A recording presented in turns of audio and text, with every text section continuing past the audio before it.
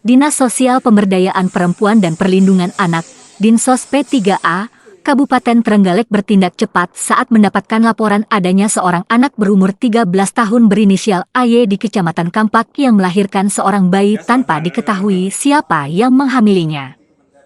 PLT Kepala Dinsos P3A Trenggalek, Ratna Sulistiwati mengatakan Pusat Pelayanan Terpadu Perlindungan Perempuan dan Anak, P2TP2A, telah mengambil sejumlah langkah baik untuk AY maupun bayinya.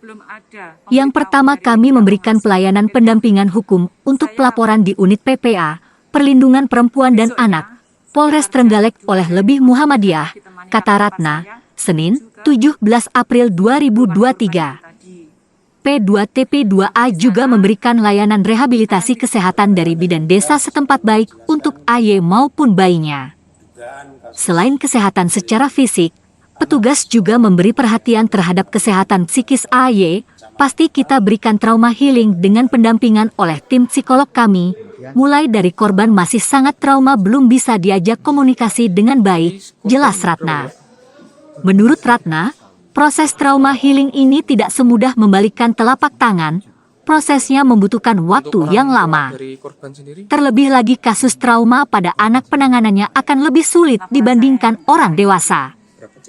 Pemeriksaan lanjutan kita lakukan di Pusat Krisis Terpadu, PKT, RS Dr. Sudomo termasuk pelayanan pemeriksaan oleh psikiater, jelas Ratna.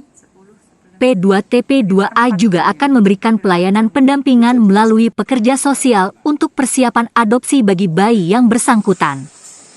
Ini dilakukan untuk memastikan proses sesuai ketentuan yang berlaku termasuk pengurusan akta kelahiran bagi bayi serta memastikan yang bersangkutan memiliki kartu BPJS yang aktif, tambah Ratna. Sementara itu pelapor yang juga bibi korban dari pihak ayah korban, IN mengatakan secara pribadi ia tidak keberatan jika bayi berjenis kelamin laki-laki tersebut diadopsi oleh orang lain.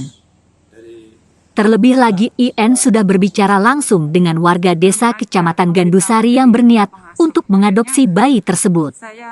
Saya juga melihat keponakan saya ini masih punya masa depan panjang. Jika memang harus mengurus bayi tentu saja akan berdampak pada prestasinya di sekolah, ucap IN. Hanya saja ia menyayangkan proses pengambilan bayi yang terkesan asal-asalan dan terburu-buru tanpa melalui proses hukum yang jelas. Kalau saya ikhlas, orangnya juga berkecukupan secara ekonomi, hanya bisa menyarankan status adopsinya sesuai hukum, tambah IN. Senada, penasihat hukum IN, Irfan Firdianto mengatakan proses adopsi anak memang harus melalui proses peradilan, jika tidak maka hal tersebut ilegal. Apalagi dalam surat perjanjian tersebut tertulis ada uang bertuliskan bentuk tali asih sebesar 5 juta rupiah. Hal itu patut dijelaskan, apakah memang bentuk sukarela dari orang yang mengadopsi ataukah pihak dari ibu asuh korban yang memasang harga, ucap Irfan. Jika memang uang tersebut diberikan secara sukarela dan benar-benar sebagai bentuk tali asih maka hal tersebut tidak menjadi masalah. Namun jika ada permintaan uang dengan nilai sekian dari keluarga ibu asuh korban, maka bisa masuk human trafficking, pungkasnya.